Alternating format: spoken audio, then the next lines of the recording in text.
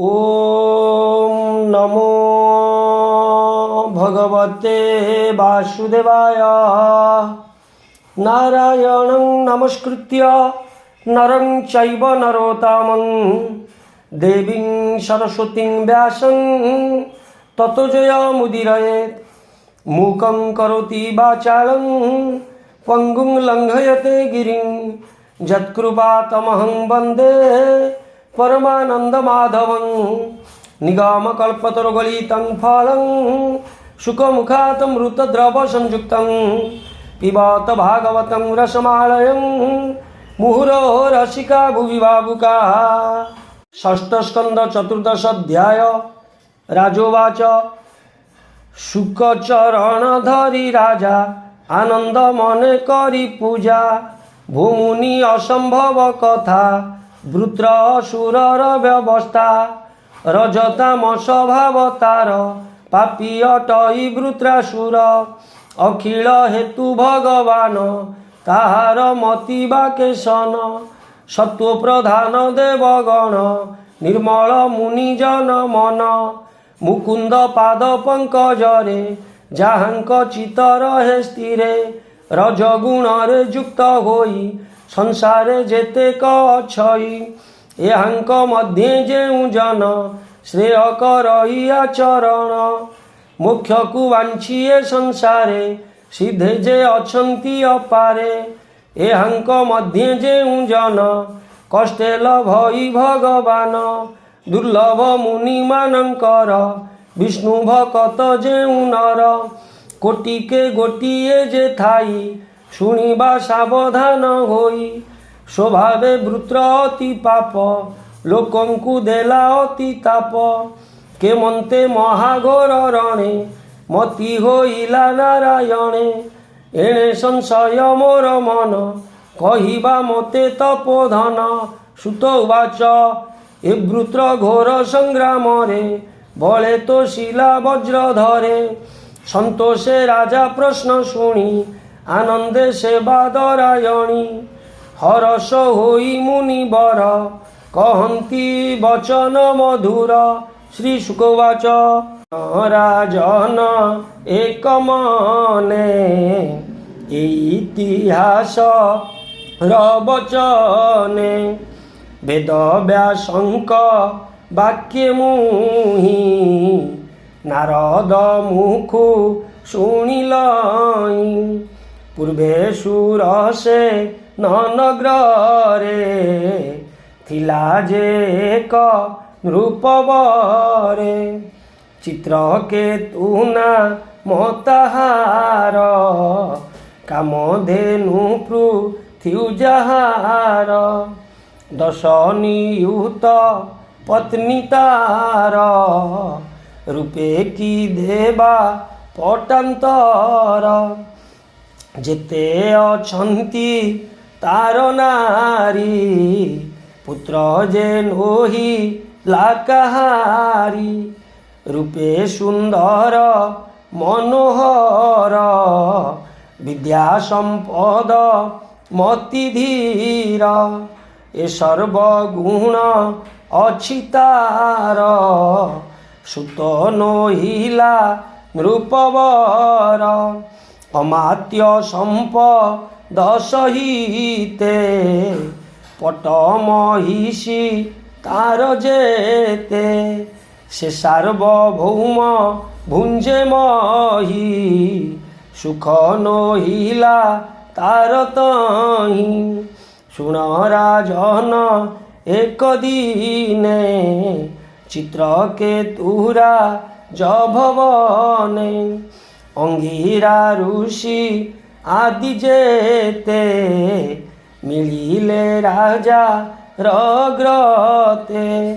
सुइच्छा लोक रे बिहरे मिलिले चित्र केतु घरे ताहांकु देखी से राजन तक्षणे तेजी लासन उत्तम आस ने बसाई पूजिले पाद्य अर्घ्य देई সুখে আসনে ঋষি বসি চিত্রকেতুকু পরশংসি ভকতি দেখি ন তাহার আনন্দ ହୋଇ ଋଷିବର ତାହାଙ୍କୁ କରି ଆରାଧନ କହନ୍ତି ମଧୁର ବଚନ।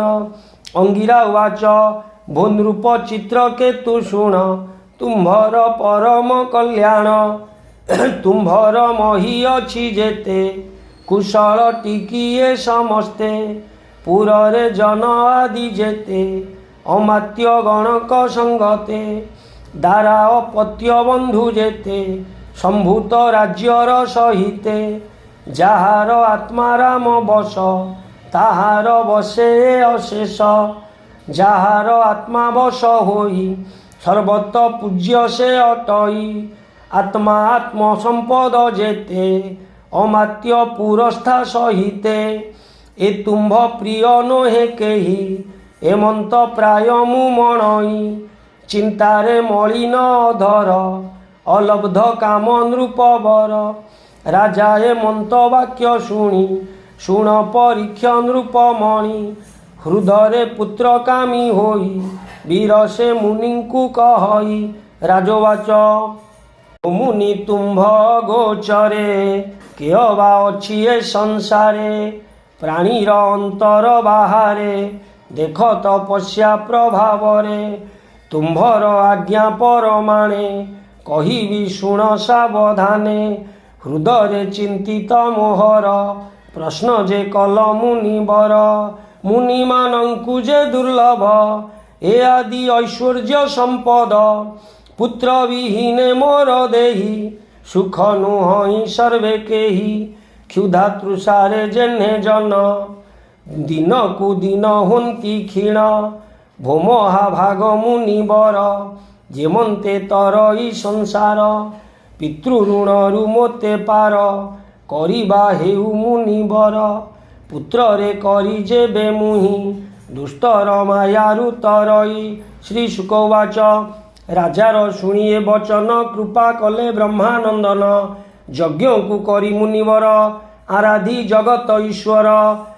ରାଜାର ଜ୍ୟେଷ୍ଠ ଯେଉଁ ନାରୀ କୃତ ଦ୍ୱିତି ନାମ ତାହାରି ଚରୁ ତାହାକୁ ନେଇ ଦେଲେ ରାଜାଙ୍କୁ ଏମନ୍ତ କହିଲେ ଭୋ ଚିତ୍ରକେତୁ ନୃପବର ହେଉ ଏକ କୁମର ତୋର ସତ୍ୟ କହିଲୁ ରାଜା ତୋରେ କହିଣ ଗଲେ ମୁନିବରେ ଚିତ୍ରକେତୁର ତହୁଁ ସେହି କୃତ ଦ୍ୱିତି ଯେ ମହାଦେଇ ଚରୁ ଭୋଜନର ମାତ୍ରକେ ଗର୍ଭ ଧଇଲା ସେଉ ସୁଖେ ଅଗ୍ନିର କୁମାର ଯେମନ୍ତେ ଗର୍ଭେ ଧଇଲା ସେହି ମତେ ତାହାର ଗର୍ଭ ପ୍ରତିଦିନେ ଶୁକ୍ଳ ପକ୍ଷରେ ଚନ୍ଦ୍ର ଯେହ୍ନେ ଚିତ୍ରକେତୁ ହରଷ ମନ ଗର୍ଭ ବଢ଼ିଲା ଦିନୁ ଦିନ ହେମନ୍ତ ସମ୍ପୂର୍ଣ୍ଣ ବର୍ଷରେ ଜନ୍ମିଲା ତାହାର କୁମରେ ଚିତ୍ରକେତୁର ଯେତେ ଲୋକ ହରଷ ହୋଇଲେ ଅନେକ ହରଷ ହୋଇ ସେ ରାଜନ ତକ୍ଷଣେ କଲା କସ୍ନାନ ସନ୍ତୋଷ ମନେ ନୃପବର ଭୂଷିତ ହୋଇ অলঙ্কার ব্রাহ্মণে আদি বেদ ধর্ম ব্রাহ্মণে আনি বেদ ধর্ম কলা সে পুত্র জাত কর্ম ব্রাহ্মণে শুভ নরকত দেলা ধেনু সতয়ুত পৃথিবী হয় গজগণ দেলা সে বিবিধ বসন যে যেতে লোক বাঞ্ছা কলে মন সন্তোষে ସେ ଲଭିଲେ। ପ୍ରାଣୀ ସନ୍ତୋଷ ମଘବାନ ବରଷା କର ଇଜେ ସନ। ପୁତ୍ର ଆୟୁଷ ଯଶ ଧନ ବିବୃଦ୍ଧି ଅର୍ଥେ ଦେଲା ଦାନ। କଷ୍ଟରେ ଲଭିଲା ସେ ସୁତ ପୁତ୍ରରେ ସ୍ନେହ ତା ବହୁତ। ଦରିଦ୍ର ଯେହ୍ନେ ଧନ ପାଇ ତେ ସ୍ନେହର ସହୁଅଇ। ମାତାର ଅତି ସ୍ନେହ ଭରେ ମୋହ ହୋଇଲା ପୁତ୍ର ଠାରେ। କୃତ ଦ୍ୱିତୀଶ ପତ୍ନୀ ମାନେ ଦୁଃଖିତ ସନ୍ତତି କାରଣେ।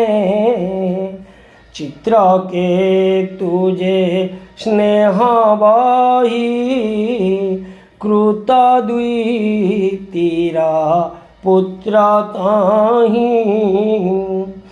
ଅନ୍ୟ ଯେ ପତ୍ନୀ ମାନେ ଛନ୍ତି ସେ ଭାବେ ନାହିଁ ସ୍ନେହମତି। ଅପୁତ୍ର ଦୁଃଖ ତାହାଙ୍କର ରାଜାର ତେଣୁ ଅନାଦର। ସେମାନେ ମନ ଦୁଃଖ କରି ଆତ୍ମାର ନିନ୍ଦା କୁଆଚରି। ପାପିଷ୍ଠ ଏ ଯେ କୃତ ଦ୍ୱିତୀ ଧିକ ଏହାର ଦୁଷ୍ଟମତି। ଗୃହ ସମ୍ପଦ ଯେ ସ୍ୱାମୀର ଏଧିକ ହେଉ ଦୁରାଚାର। ଏ ସପତ୍ନୀର ଚରଣେ ଦାସୀ ହୋଇଲୁ ଅକାରଣେ। ଦାସୀର କିୟ ବା ସନ୍ତାପ ସେ ଯେବେ ସ୍ୱାମୀର ସମୀପ। ମାନ ନ ଲଭୁ ଆମ୍ଭେ କ୍ଷଣେ ଦାସୀର ଦାସୀ ହୋଇ ଯେହ୍ନେ। ସକଳେ ଏକଚିତ ହେଲେ ରାଜାର ହିଂସା ଚରିଲେ। ଦାରୁଣ ଚିତ୍ତ ସ୍ତ୍ରୀ ଜନ କ୍ରୋଧେ ହୋଇଲେ ହତ ଜ୍ଞାନ। ସ୍ୱାମୀକୁ ଅତି କ୍ରୋଧ କଲେ ଗରଳ କୁମରକୁ ଦେଲେ। ଏହା ନ ଜାଣେ କୃତ ଦ୍ୱିତୀ ସପତ୍ନୀ ମାତାଙ୍କର ଗତି। ପୁତ୍ର ଶୁଆଇଥିଲା ଘରେ ଗଲା ଯେ ଅନ୍ୟାନ୍ୟ ବ୍ୟବହାରେ। ଅନେକ ବେଳ ଶୋଇଥିଲା ପୁତ୍ର ଆଣିବା ଅର୍ଥେ ଗଲା। ଭୋସଖୀ ଆଣ ପୁତ୍ର ମୋର ଧାଇକି ବୋଇଲା ଉତ୍ତର। ତାହାର ଆଜ୍ଞା ପାଇ ଧାଇ ବାଳକ ନିକଟେ ମିଳଇ। ଦେଖିଲା ପୁତ୍ର ଅଛି ଶୋଇ ନିବୃତ ନେତ୍ର ତାର ହୋଇ। ଶରୀରେ ପ୍ରାଣ ନାହିଁ ତାର ଦେଖି ପଡ଼ିଲା ସେ ଭୂମିର। ହତ ଦେଖିଣ ତାର ଧାଇ ପଡ଼ିଲା ଅଚେତନ ହୋଇ। ବେନିକରରେ ହୃଦ ତାଡ଼ି ଆରତେ ଛାଡ଼ୁଅଛି ରଡ଼ି। ତା ଦେଖି ପାଟ ମହାଦେଇ ଧାଇଁଲା ଅସମ୍ଭାଳ ହୋଇ। ପୁତ୍ରର ନିକଟେ ମିଳିଲା ମୃତ ପୁତ୍ରକୁ ସେ ଦେଖିଲା।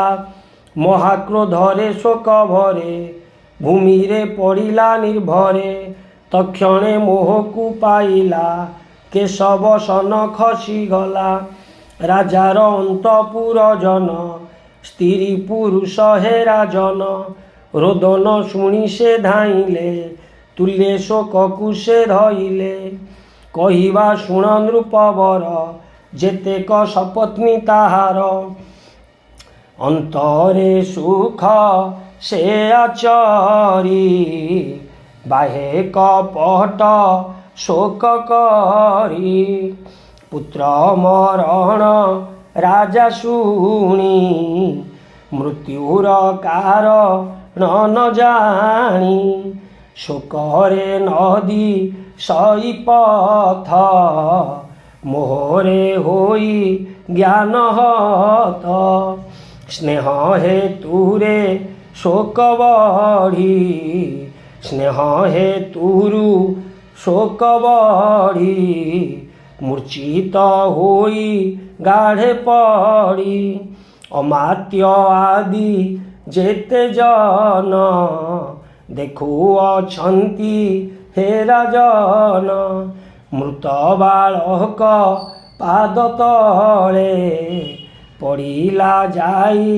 ଜ୍ଞାନ ଭୋଳେ ଖସିଣ ପଡ଼ି ଅଛି କେଶ ବିଚିତ୍ର ପରି ଧାନବାସ ଦୀର୍ଘ ନିଶ୍ୱାସ ସେ ଛାଡ଼ଇ ନୟନୁ ଅଶ୍ରୁ ଜଳ ବହି ନିରୋଧ କଣ୍ଠ ଦ୍ୱାର ହୋଇ ବଚନ ନ ପାରଇ କହି ପତିର ଦେଖି ଶୋକ ଭର ମୃତ୍ୟୁକୁ ଦେଖି ନ ପୁତ୍ରର ବିଚିତ୍ର ବିଳା ପକରଇ କୃତ ଦ୍ୱିତି ସେ ମହାଦେଇ ସ୍ତନ ଯୁଗଳ ରେ ତାହାର ମଣ୍ଡିତ କୁଙ୍କୁମପୟର ଅଞ୍ଜନ ସହିତେ ଲୋତକ ସେ ସ୍ତନ ଯୁଗଳ ଧୌତ କେଶ ହୋଇଲା ଅସମ୍ଭାଳ ଖସି ପଡ଼ିଲା ଫୁଲମାଳ କୁରରି ପ୍ରାୟ ସେ ବିକଳ ନୟନୁ ବହେ ଅଶ୍ରୁଜଳ ହେ ବିଧି ତୋମତି ଦାରୁଣ ବାଳକ ପ୍ରାୟ ଆଚରଣ ଆପଣେ କରିଣ ରଚନ କ୍ଷଣକେ କରି ଭଗ୍ନମାନ କେ ଅବା ଅଛି କେ ବା ନାହିଁ ଏହାର ନିଦାନ ନଥାଇ ଯିବା ସଂସାର ପ୍ରାଣୀଙ୍କର ପ୍ରାକର୍ମ ଜନ୍ମ ମରଣର ସ୍ନେହ ପାଶ ବଢ଼ାଇଣ ଆପଣେ ସୃଷ୍ଟି ଭିଆଇଣ ଛେଦନ କଲା ଅକାରଣ ଅଜ୍ଞାନ ପ୍ରାଣୀ ଏ ଯେ ସନ ହେତା ତନୟ ମୋହର ଦେଖୁ ନାହିଁ କି ତୋ ପିଅର ଛାଡ଼ି ନ ଯାଅ ବାବୁ ତୁହି ଶୋକ ସାଗରେ ମୋତେ ଥୋଇ ମୁଁ ଯେ ପାପିଷ୍ଠ ଦୁଃଖୀ ହୋଇ ମୋତେ ଛାଡ଼ି ନ ଯା ତୁହି ତୋହର କରି ବାବୁ ମୁହିଁ ଦୁଷ୍ଟର ତମରୁ ତରଇ ଦାରୁଣ ଯମ ବଶ ହୋଇ ଛାଡ଼ି ନ ଯାଅ ମୋତେ ତୁହି ଉଠ ହେ ନୃପତି ନନ୍ଦନ ଆନନ୍ଦେ କର ସ୍ତନ୍ୟପାନ ସମବୟସୀୟ କୁମରେ ତାକୁ ଅଛନ୍ତି ବାବୁତରେ ତାକୁ ଅଛନ୍ତି ବାବୁତରେ ବାଳକ ସଙ୍ଗତେ ବିହର ବହୁତ ନିଦ୍ରା ଦୂର କର ମୋହର ଶୋକ ତୁ ନିବାର ରୋଦନ୍ତି ପିୟର ତୋହର ହରସ ଆନନ୍ଦ ପଙ୍କଜ ମୁଖ ତ ନ ଦେଖି ଧନୁଜ ଦାରୁଣ ଯମକି ତୋହରେ ଘେନାଇ ଗଲା ନିଜ ପୁରେ ତେଣୁ ମୋ କୋମଳ ବଚନ ଶୁଣିଲୁ ନାହିଁ ରେ ନନ୍ଦନ ଶ୍ରୀ ଶୁକବାଚ ମୃତ ପୁତ୍ର ଠାରେ ତାହାର ବିଳାପ ଶୁଣି ନୃପବର ଚିତ୍ର କେ ତୁମ ଶୋକରେ ରୋଦନ କରେ ଉଚ୍ଚ ସ୍ୱରେ ବିଳପେ ପତ୍ନୀ ରସଇତେ ନୃପକୁ ଦେଖି ନ ସମସ୍ତେ ଯେତେ ଅମାତ୍ୟ ଆଦି ତାର ରୋଦନ କଲେ ଉଚ୍ଚ ସ୍ୱର ସ୍ତ୍ରୀ ପୁରୁଷ ଯେତେ ଜନ ସକଳେ ହେଲେ ଅଚେତନ এমন্তে শুণ নৃপবর সকলে অতি দুঃখতর দুঃখ রাজার দেখি মুনি অঙ্গিরা নার দকু ঘেনি শীঘ্রে ঘেনি ঋষি গলে রাজার পুর রে মিলিলে बोलई विप्र जगन्नाथ चित्र के तोरा जा सहित चित्र के तोरा जा चरित बोलई विप्र जगन्नाथ इति श्रीमद्भागवते महापुराणे पारमहंस्यां संहितायां 82 षष्ठस्कन्धे चित्रकेतुराजचरिते नाम चतुर्दशोऽध्यायः। विमर्शापि रणे भंग मुनेरपि मतिभ्रमः यदि सुधं वसुधं वा मम दोष न विद्यते। सर्वे भवन्तु सुखिनः सर्वे सन्तु निरामया सर्वे भद्राणि पश्यन्तु मा कश्चित् दुःखभाग् भवेत्। ओम शांति शांति शांति।